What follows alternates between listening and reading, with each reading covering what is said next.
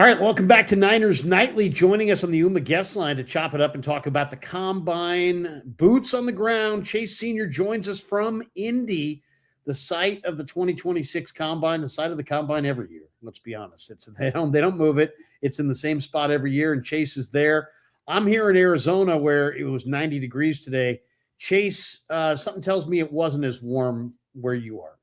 It's been, I think, between 20 and 30 degrees all week here in Indianapolis. As the week has gone on, it's gotten a little bit warmer. I think it's touched maybe 45, 50 degrees at moments, and the sun has been shining very rarely. But as a former scout for yourself, I know that you really like this week. And for me, it's an opportunity to network, talk with a lot of people around the NFL, interview some head coaches and GMs, and of course, some of these prospects. So it's really exciting, and I'm looking forward to chopping it up with you here. You know, it's funny. I watch the questions that you'll throw at, you'll lob towards some of the guys. How do you know if you're going to go Eagles or Niners? Because, I mean, a lot of times you're looking for something that relates to one of those two fan bases because those are the teams that you cover for Chat Sports. But you got to kind of pick and choose. And some of these guys, you probably want to ask them about both teams. How do you go about doing that? Yeah, some of it is positional value. Some of it is scheme fit. Sometimes I'll go up to a player and they're probably wondering why I'm asking this, but I'll ask, have you met with either the 49ers or the Eagles? Sometimes I'll look at what school that player went to, and I'll look at if they have any connections to either roster. And so a Toledo safety, for instance, today asking about Quinyon Mitchell, and a Georgia defensive lineman yesterday asking about Michael Williams. So I'll look for some connections there. And then if a player plays the linebacker position, for instance, yesterday, a lot of the linebackers were speaking with the media. I asked a lot of them about Fred Warner. And if they watch Fred Warner, model their games after Fred Warner, what stands out about a player like Fred Warner? Because then you can get some really good quotes and sound bites from those players about some topics that I find very interesting that I can use the content for either of my shows. Who impressed you at the combine? Now it's a kind of a tough question because I know you're not necessarily there studying every drill and you've got other things that you got to do. You're putting out content, but the combine always creates a lot of buzz for several guys. I saw the Malachi Lawrence numbers. Oh my God.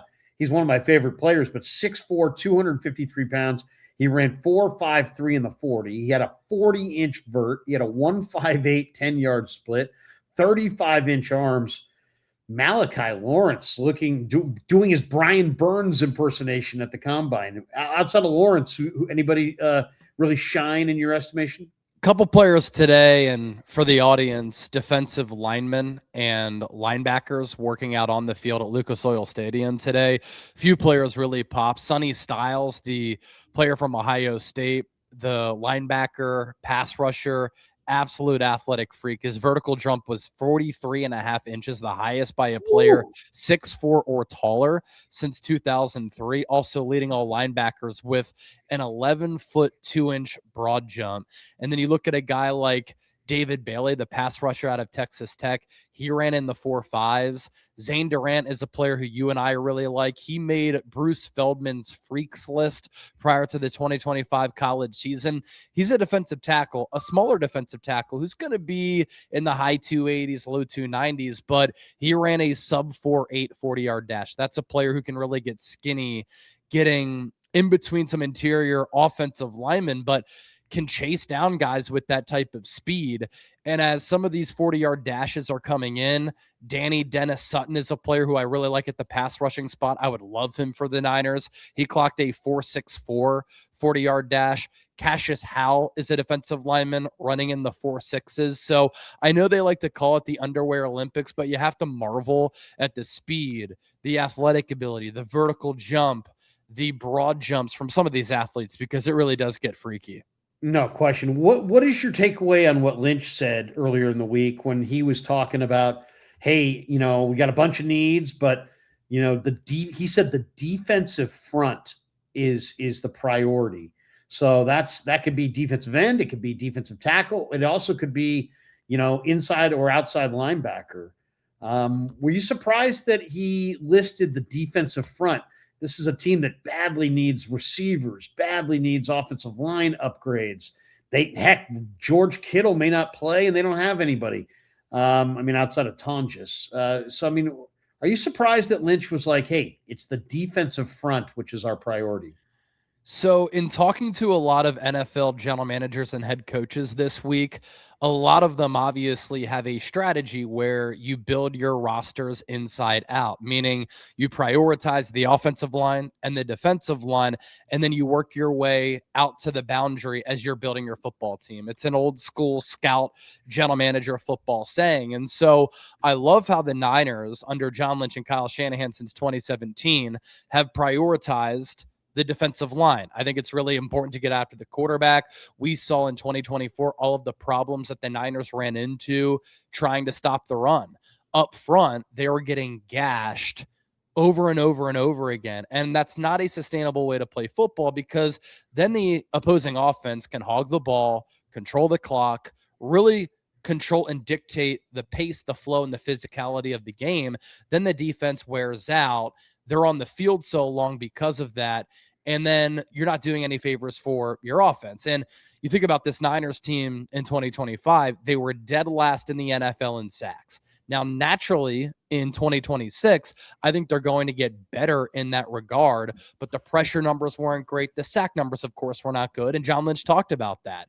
And since John Lynch and Kyle Shanahan came to the Niners to take over this organization in 2017, they have spent a lot of money along the defensive line. They have prioritized the defensive line. I do think that's a need looking ahead to 2026. Now, you get Nick Bosa back, you get Mykel Williams back, Fred Warner at that second level. It's naturally going to improve your defense. We'll see what happens with Bryce Huff. The Niners, if they cut him, would be able to open up $5 million in cap room. You and I have talked about that, and there is very little dead money involved there. I personally would keep Bryce Huff at the contract that he's under, because a speed rusher who showed glimpses opposite of Nick Bosa can be utilized in this scheme for Raheem Morris. And it looks like the Niners also, and talking to John Lynch, are going to stick with that wide nine. So the continued development of Alfred Collins and CJ West, great. And again, I love how the Niners prioritize the defensive line. You and I were texting about this yesterday, though. I can't stand how they won't prioritize and they continue to ignore the offensive line. And John Lynch in his presser pinpointed the defensive line. Didn't really talk about the offensive line. And then in an interview with Jennifer Lee Chan of NBC Sports Bay Area, she does a fantastic job. It was great to catch up with her today. He defended the offensive line, and he thinks that this unit is good enough. He complimented Jake Brendel. He said finding Dominic Pooney was a great steal for us in the NFL draft, that Colton McKivitz is a high-end right tackle. They're very proud of the player he's become and how he's been able to develop. Okay, Pooney's solid. Colton McKivitz is okay at $15 million per year in this robust tackle market, but they are not good enough with Jake Brendel at center when they match up against a team like Seattle. They're not close to being good enough at the left guard spot. And who knows what happens with Trent Williams. And what's odd, Larry, is that Kyle Shanahan and John Lynch think that they are good enough along the offensive line. But you and I were texting, were the two Seattle games late in the year not enough of a wake-up call to confirm that they need to change their offensive line philosophy and change how they view the importance of that group? Literally everybody who I talk to at the NFL Combine who covers the league or is involved in the league or works in the league, when I ask them, what do the Niners need to do to improve on offense? How can they close the gap on the Seattle Seahawks? Everybody mentions the offensive line, and it's immediate that they mention the offensive line. Unfortunately, the Niners decision makers don't see it that way. And as long as they continue to have that opinion, I don't think they're going to win a Super Bowl, because I do believe that that position group is of the utmost importance, especially in Kyle Shanahan's offense, where the ground game the last 2 years hasn't been as good because the interior is getting bullied around. Yeah, I mean, you had 5 games this year where Christian McCaffrey, who we would all agree is one of the best running backs in pro football, averaged under 3 yards a carry. 5 games. So what do you how do you make heads or tails of that? And how can you sit there and say that your offensive line? They said two things this week that make me wonder if they're ever going to get there. One is this belief, this undying belief in this totally, thoroughly mediocre, and that's not really, that's not really honest to say that they're mediocre, because that means they're in the middle, and they're not in the middle. They've got an awesome left tackle. They have no left guard. He's going to walk. Their center is not really that strong as a pass protector. Got his quarterback smoked on the first play of the Seattle game. DeMarcus Lawrence, simple loop across the middle, smoked Purdy in the face. Brendel should have picked him up, didn't, turned his back on him. So I don't think Brendel's much as a pass protector, and he doesn't move anybody at age 33 and 285 pounds in the run game. So what would you say you do here? I think Pooney was totally ordinary this year, and I think Colton McKivitz is pretty good. So you got a great left tackle, a pretty good right tackle, a third-round pick that kind of backslid a little bit in Pooney, and then two gigantic gaping holes. And if they don't see that, I mean, that one bugged me. The other one that bugged me is this. It's clear to me. Now, I don't know if it's clear to others because nobody else seemed to pick up on this, and maybe I'm just seeing things or hearing things that other people aren't hearing. To me, it was absolutely perfectly clear that John Lynch said that Deebo Samuel is coming back to the Niners. I mean, to me, there was no way around it. He was asked a question about receivers, and he's like, yeah, and we may actually bring back a guy that, we've had here before. And some people were like, no, Krug, he was talking about JJ. He's talking about, Jennings and Bourne. No, he's not. Those guys are on the team. Yeah, they're on the team. They're on the team now. He's not talking about former players with guys that are on the team now. He's talking about Deebo. Deebo's coming back. So I love you, John Lynch. I got nothing but respect for you. But you think your offensive line's good, and you think Deebo Samuel for a second go round at 30 is a wise move. I got to question both those out of the chute. I really do. I don't want to be anti the establishment take, but if that's the established take, I'm going against it all day, every day, and twice on Sunday. And one thing that was crazy in the lead up to that divisional round game against Seattle, when Jake Brendel was once again exposed, was when Kyle Shanahan said he's one of the top centers in the NFL. So I want everybody to find themselves somebody who loves them as much as the Niners love Jake Brendel. And look, is he a good run blocker? He is, and he grades out very well in that area. Is he very smart and cerebral pre-snap? Yes. Does he do a lot for this offense as far as calling out protections and understanding what the defense is doing? For sure. But when he has to go up against some of the better interior defensive linemen in the NFL, too often he is beat, too often he is on the ground, and way too often he is pushed into the lap of Brock Purdy. And I went back and looked at how he's fared as a pass protector just based on pressures given up, because when the Niners go up against really good defensive lines, way too often their quarterback, who they just gave a contract extension to, and the priority should be keeping him on his feet and not his butt, is too often under siege from the inside. In 2023, Jake Brendel gave up 29 pressures that ranked 30th among all centers in the NFL. Wow. That alone means he can't be one of the best centers in pro football in a passing league. Exactly. And look, I know some of it is offensive line protections and the scheme of Kyle Shanahan, but it's also him getting beat, right? In 2024, he gave up 26 pressures, 3 less, but that was 37th among all centers in the league. In 2025, he gave up 23 pressures. That was 31st in the NFL. And so where those rankings are, just on pressures given up alone, according to Pro Football Focus, shows that Jake Brendel is one of the worst centers in the NFL. And the Deebo Samuel thing, what do the Niners need to do on offense this offseason? They need to get younger. They were the oldest offensive unit in the NFL this past year. They need to get faster, leaner, and more explosive. Deebo Samuel does not help you do that in any of those 4 categories. And we saw late in 2024, when he started to complain about the lack of touches, that when Kyle Shanahan started to force feed him the ball, the offense got worse.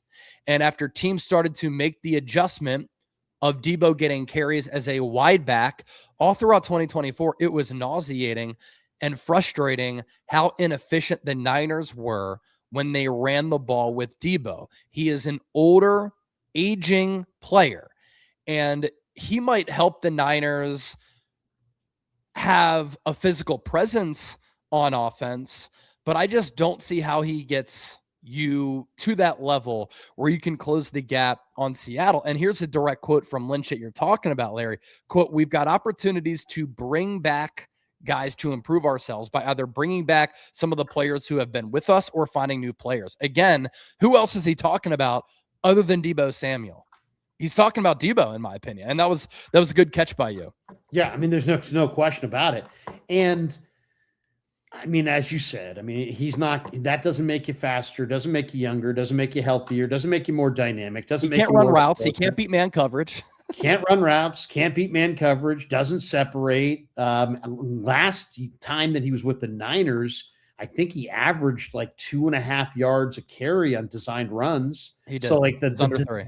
The Deebo run option is not a great option. Here's one of my buddies sent me a note yesterday. He's like, "Krug, I totally agree with you. I can't believe that Lynch and the Niners are considering reuniting with Deebo." He's like, "Here's my only thing that makes sense. They need some wide receiver continuity, and they're going to trade Ricky, and they're going to wave goodbye to JJ. And this is a way to maintain some continuity." I don't love it, but you know what? I was told by a Niner person in the playoffs that the Niners were more than likely going to trade in the offseason Renardo Green and Ricky Pearsall. I shared that with people, and people started attacking me. You know, I mean, you know the drill because you do this like I do for a living, and it's just people don't. If you say something that doesn't jive with what Niner fans want to hear, they're going to jump you. And people jump me. "Oh, what do you know about it?" You know, now people telling people that, "Oh, my sources aren't legit." It's like, what? You know, I would not. I don't need to do this. This is not my lane.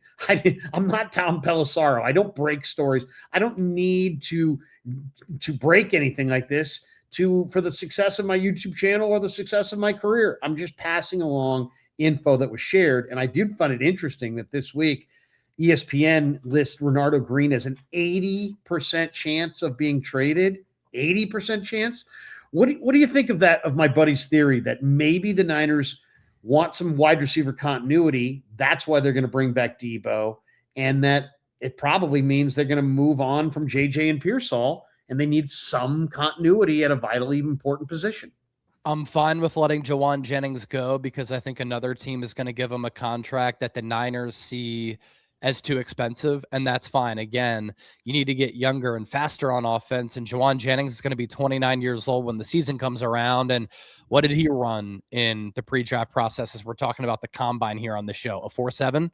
So he isn't a fast player. Now, where it hurts you is the continuity and camaraderie that he has with Brock Purdy.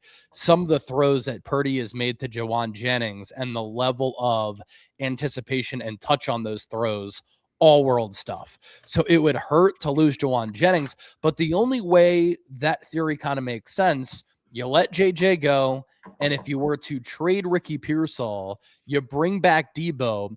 John Lynch said during his presser this week that they need to get some contributions from Jacob Cowing, 4.4 guy, Jordan Watkins, 4.3 guy. Can they finally stay healthy?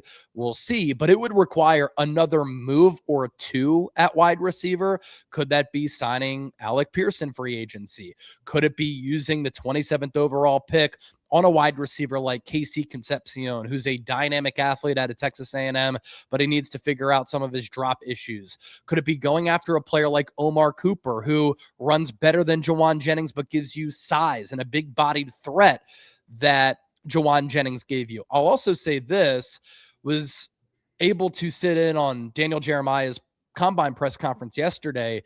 It is a deep and rich class for wide receivers of all types of different flavors. You've got possession guys. You've got guys who are bigger who can go up and get it, who can box you out and come down with some of those 50-50 balls. You've got speed guys. You've got a guy like Zachariah Branch who is really quick. I think he runs well, but is more of a gadget weapon.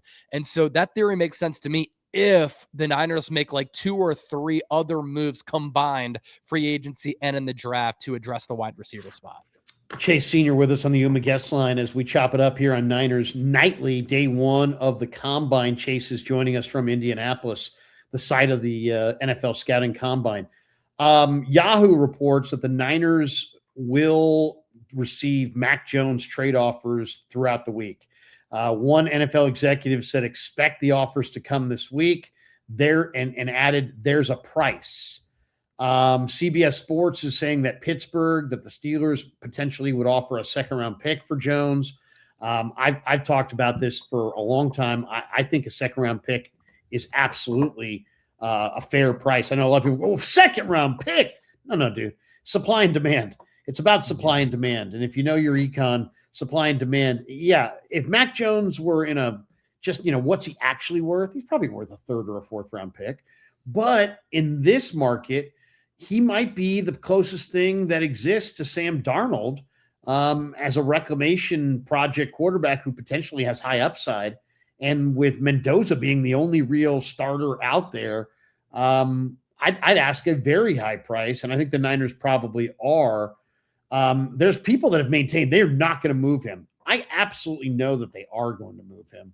And it's not like I have no sources. I just know football. And I know how many needs the 49ers have, and I know how many needs trading Mac Jones could potentially fill.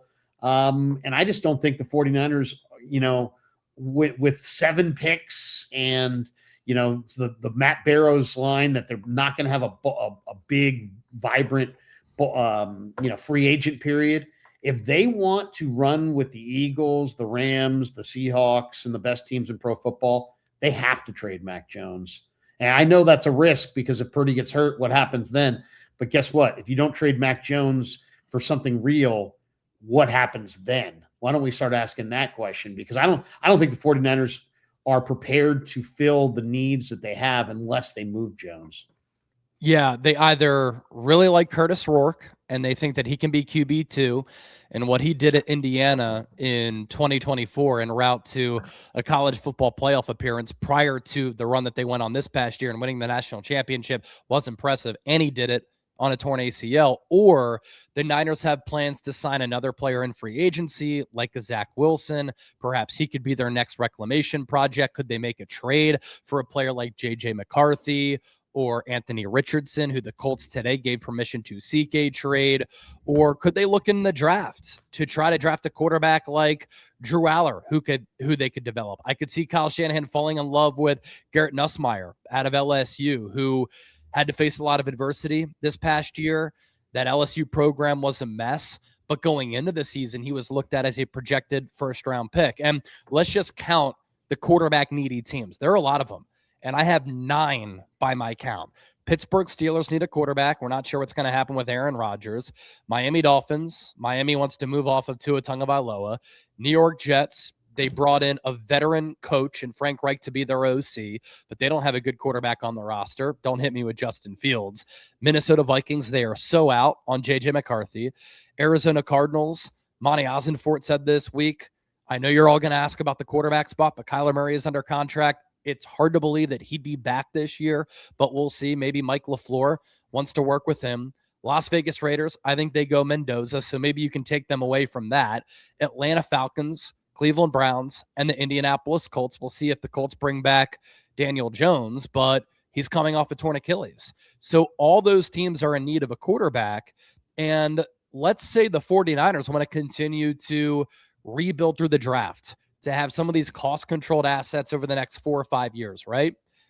If you get offered a 2nd and a 3rd round pick in a draft that is pretty deep at a couple of positions that happen to really help the Niners, wide receiver and defensive end, 2 positions that they need to address, I think the trade would be worth it. Is there risk? No doubt about it. Mac Jones won 5 games for the Niners last year. But he's going to walk after this year anyway. So if you get 2 potential players in draft picks for Mac Jones, I think it might be worth it. Again, risky for sure, but it gives you an opportunity to really bring in some good players to really bulk up your roster in the second and third rounds, where John Lynch and Kyle Shanahan have missed a lot frequently over the last few years. Matt Barrows is one of the best covering the Niners. He's got a pretty interesting article up, the 10 prospects for the Niners to watch this week.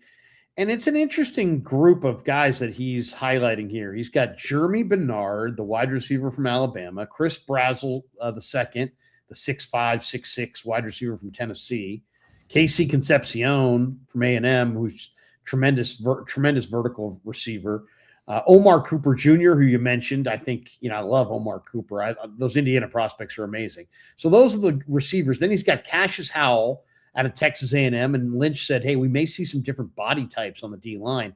I think that's his way of saying they may go smaller with some of these edge rushers in this draft that have some speed but are sitting around 250 pounds. And then Malachi Fields is on this list from Notre Dame, Max Ayin Achor, the unbelievable 330-pound offensive tackle from ASU, Akeem Mesidor from Miami, TJ Parker from Clemson, Kenyon Sadiq from Oregon round out Barrow's top 10. Of those guys, are you hearing anything about any buzz about any of those guys? And if you could match one of those guys to the 49ers or have one of those guys come here, which one do you like out of that group? I like a few of those players. Kenyon Sadiq spoke today, and he's a really unique tight end, a freak athlete who's a little bit shorter, but I think the Niners would really like him because of the athleticism, his big playability, the ability to create separation, the ability to run over guys, make people miss, and be dynamic in the open field. But he can also block at that tight end position. So Kenyon Sadiq is interesting. I just don't know if he's going to be available at 27 overall. I mean, you think back to last year, you had Colston Loveland and Tyler Warren go within the first, 10 or 11 picks. So a team looking for a tight end, he's by far tight end 1 in this class, in my opinion. Chris Brazzell is a fascinating player. He's 6'5", he's really lengthy, and he runs in the 4.4s, but he's not a great route runner, runs a lot of hitches. His route tree is very limited. And the Niners over the last couple of years have tried to find players since that Kansas City Super Bowl loss in 2023 who can beat man coverage, who have a diverse route tree. He's not a one-trick pony. He can certainly get behind the defense, and he's dynamic in that regard, but he's a polarizing player. Some NFL people have him as a first-round pick. Others think that he's a second or a third-round guy. I have heard a lot about Omar Cooper rising up draft boards. A few months ago, a lot of people thought maybe he was a second or a third round pick. Would not surprise me if he got into the first round. I think he would give San Francisco really good size at the position, runs well enough, but is a willing run blocker and no character concerns. And with what happened with Brandon Ayuk, I think the Niners would love to have a player like that. Casey Concepcion is developing as a route runner, has special teams ability, and is electric in the open field. He is a home run threat anytime he gets his hands on the football. He could help right away with special teams, but he's got some drop issues. And by the way, Kenyon Sadiq had 6 drops last year. I don't think that's too much of a problem. So those are some of the players who really stand out to me. A lot of the wide receivers who you mentioned, I really like them. Akeem Mesidor is a pass rusher out of Miami who is already 25 years old. If he were 22, 23, I think he'd be a top 10 pick because at times I thought he looked better than Ruben Bain. And there are massive question marks around Ruben Bain's arm length. There has not been a pass rusher selected in the top 100 picks with sub 32-inch arms. But I think Ruben Bain might defy the odds because he's special. But opposite of him, Akeem Mesidor has a better body, is probably more of an NFL fit for a certain style of defense, but he's going to be 26 next season. So some red flags there, but I think he'd be a great fit to help the Niners immediately. One guy that had a great combine workout today was Clemson's defensive tackle, DeMonte Capehart. Now, I really like this kid. He was a really highly rated recruit, I believe, coming out of high school. He's 313 pounds, and he ran 4.85 in the 40 at 6'5", 313. This guy was thought to be a day 3 pick. He's probably going to go on day 2.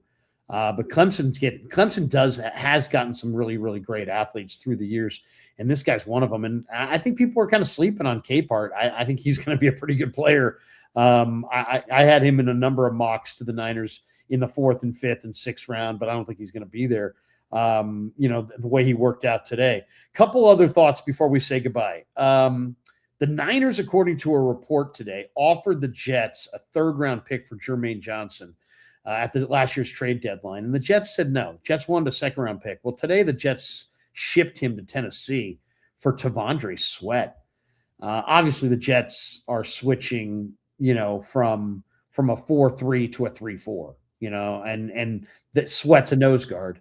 It's not often you see impact edge rushers traded for nose guards, but I kind of think the Jets won this deal. That's interesting, though, that the 49ers, were offering a 3rd-round pick for Jermaine Johnson, and then the Jets said, no, we're not trading him unless you offer a 2nd. The Niners wouldn't bend. It's probably the smart move, but man, I don't think the 49ers, let's just say this. I don't think the 49ers are going to win the Super Bowl, even if they had landed him. So it was probably the right in hindsight. Is there anybody that we haven't mentioned that you've heard buzz about or ties to the Niners in any way, either veteran trades, because there's a lot of trade rumors there, or even prospects that maybe the Niners are thought to covet? Anybody, any whispering among the people there at the Combine? Well, it's funny with Jermaine Johnson, thrived under Robert Saleh with the Jets. Robert Saleh wanted him when he came back to the Niners. Robert Saleh trades for him as he goes to the Titans. So clearly he's very high on the player, and Jermaine Johnson is really looking forward to reuniting with Saleh. As far as players to the Niners, again, everybody here at the NFL Combine who I've talked to has said the Niners need to address offensive line. I just don't know if the Niners go that route. An interesting nugget that I gathered this week was that Caden Proctor, the left tackle for Alabama, when the season started, he was 390 pounds. That's a huge red flag for me. Some people think that he's a guard. Some people think that he's a tackle. As the season progressed, he got into better shape and he started to play better. But I might be out on him if he can't control some of those weight issues, because to me, that comes down to discipline. And is the body going to be able to hold up over a long period of time? So that's a little bit troublesome. Casey Concepcion to the Niners has some buzz, but then I get concerned too, because Kyle Shanahan loses trust in players so quickly. You think about Brandon Ayuk in the doghouse in 2021. You think about what happened to Dante Pettis. You think about what's happening right now to Ricky Pearsall. If Casey Concepcion drops a few balls, like Jordan Watkins had a good camp, and then he made some rookie mistakes, and then we never saw him for the entire rookie campaign. So is Kyle Shanahan going to be willing to give him some leeway? I'm not sure, but that's a name that's kind of been tied to the Niners a little bit. I feel like for draft prospects, once the Combine is over, we'll start to get a little bit of a better grasp. As far as what happens in free agency, I wouldn't be surprised if the Niners look at safety. I wouldn't be surprised if the Niners really prioritize the defensive line. If they can't land Max Crosby, Trey Hendrickson on a short-term deal, I think would make a lot of sense for San Francisco, because I also don't think the AAV, on top of it being a short-term deal, would be that prohibitive for San Francisco. That's more so of what I'd like to see compared to what I'm hearing now. One guy who they supposedly met with, who I'm a big fan of, and he didn't get invited to the Combine, is the Navy defensive tackle, Landon Robinson. Now, we don't talk a lot about Navy for good reason. They don't have a lot of big-time prospects, and really haven't since, Roger Staubach or something way back. But Landon Robinson is an absolute monster. He's definitely a top 100, top 150 kind of player for me, for sure. 126 tackles over the last 2 seasons, 14 TFLs, 10.5 sacks, 62 pressures, 8.6 pressure rate. He is short, stocky, and fast. And usually those guys were, people stayed away from them. And then Aaron Donald came out of nowhere and was like, kind of made scouts look at these guys a little bit closer. But I love this kid Robinson. He plays hard. The motor's just always revving. I know he's short, but this guy's an interior rusher. The Niners have to find somebody who's a dynamic interior rusher, because Collins and West don't give you a lot of rush. And if they're going to be better at sacking the quarterback, they've got to have an interior guy that can get to the quarterback. And maybe Robinson is that guy. What do you think? That's why I like Zane Durant, by the way, who Yeah. ran sub 4.8 in the 40-yard dash. And that's Another a great defensive one. tackle who's a little bit smaller, but that's the type of player who I think the Niners need. I mean, Alfred Collins is 6'6", 330. CJ West is not as tall, but he's a big body who, like Alfred Collins, is really good against the run. But a player like Zane Durant in the draft is a player who I think can really get after the quarterback from the interior, which you also have to factor in is what the Niners were doing last year with the return of Robert Saleh. And they've always liked this NASCAR package, but Nick Bosa was rushing from the interior. Michael Williams was rushing from the interior. I don't think it makes any sense to bring back a player like Yetur Gross-Matos, but how about reuniting and bringing back Cleveland Ferrell, who the Niners reunited with technically in 2025, but that's a cheap veteran who's played well in this game. It makes a lot of sense because he could play defensive end and at defensive tackle and helps you get after the quarterback as a depth piece from the interior. Two last thoughts before we say goodbye. Anthony Richardson demanded a trade today, and he's really, really, really raw. I don't think he's ready to play. But I'll say this, and somebody, I think it was, I forget who it was, but somebody suggested that this guy grab a hold of his career and come to San Francisco as the third string guy with no guaranteed money and just try to replicate what Darnold did, what Jones has done, try to rebuild his value. I don't think I'd be interested in a backup quarterback situation because you got to win. You got to win. And this guy's really, really raw. He's very athletic.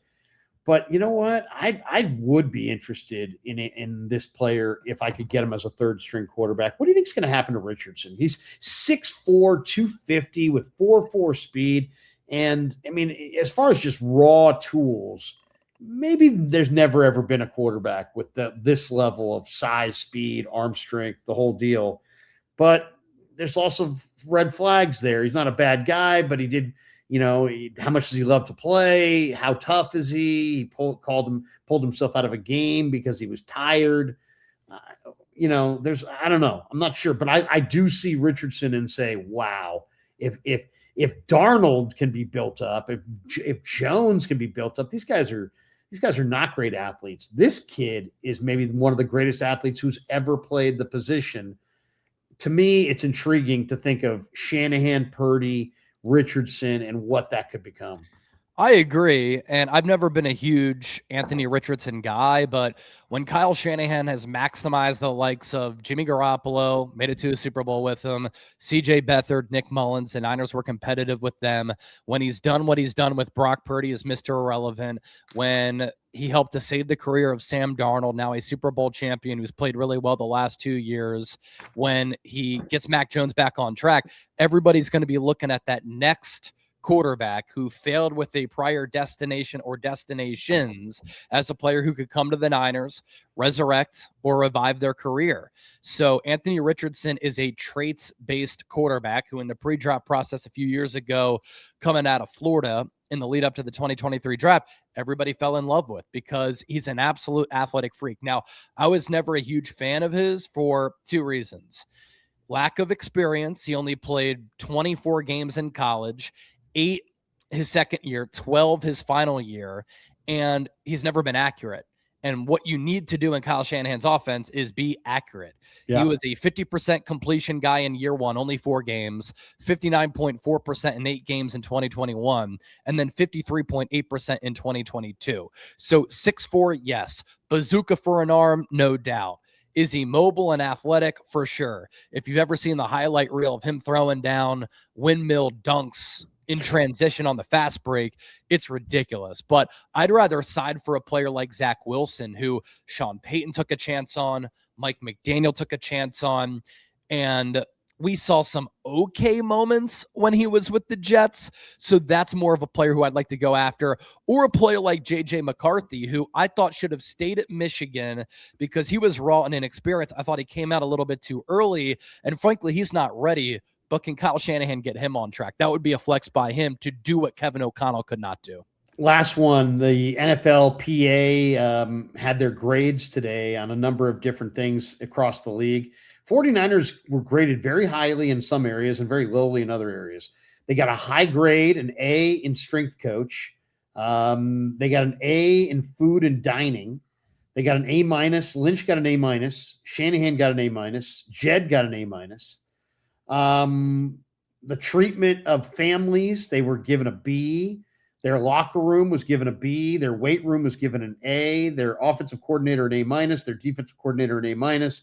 Brant Boyer got a B plus. Where they struggled, their training staff got a C minus. Their training room got a C minus. Their team travel got a C plus. What was your takeaways from the grades that were doled out? A lot of good. I mean, the head coach, general manager, and owner were graded very highly. That's what you want to see. And the Niners over time have proven that they're one of the more well-run organizations in the sport. I know they haven't won a Super Bowl since 1994, but since then they have been to a lot of NFC championship games and a lot of Super Bowls. And that doesn't happen if you are a Cleveland Browns or a Cincinnati Bengals or a New York Jets. So that's good.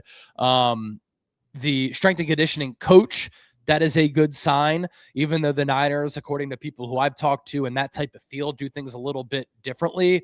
Where you'd like to see the Niners improve given their injury history is the training room and then the training staff. That's where I'd like to see the Niners get a little bit better. All teams don't grade out well for the most part for travel, because I think everybody wants to be in first class, but with the way that they make planes and how expensive other planes are, it's hard to accommodate everybody being in first class when you have a 53-man roster and a large coaching staff. But some good and a little bit of bad there for the Niners, but graded out well in some important categories. Chase, thanks for jumping on. Give us your final thought. What is one thing you'll be looking for this weekend in Indy? Today was day one, but there's more workouts on Friday, Saturday, Sunday, and it even continues into Monday. Is there anything that you'll be looking for that we ought to be on the lookout for as well? Very impressed with some of the testing numbers from some of these defensive linemen. That's a need for the 49ers. The other need is wide receiver, and I'm looking forward to seeing what these wide receivers do as far as the measurements, how they run, how they compete in these drills. I think it's a very competitive, deep group that brings the best out of a lot of guys, and we're going to see some risers and fallers there. So I'll be looking at that, and offensive linemen as well. And hopefully the Niners change their tune and they address the offensive line this offseason. Hey, man, always great to wrap with you. We'll do it again. Enjoy Indy. Safe travels back to Dallas. Thanks for jumping on KNBR. Always great to be on with you. All right, we got more straight ahead. We'll have our 49ers stat of the day. It's coming up next as we continue. It's Niners Nightly on the Sports Leader.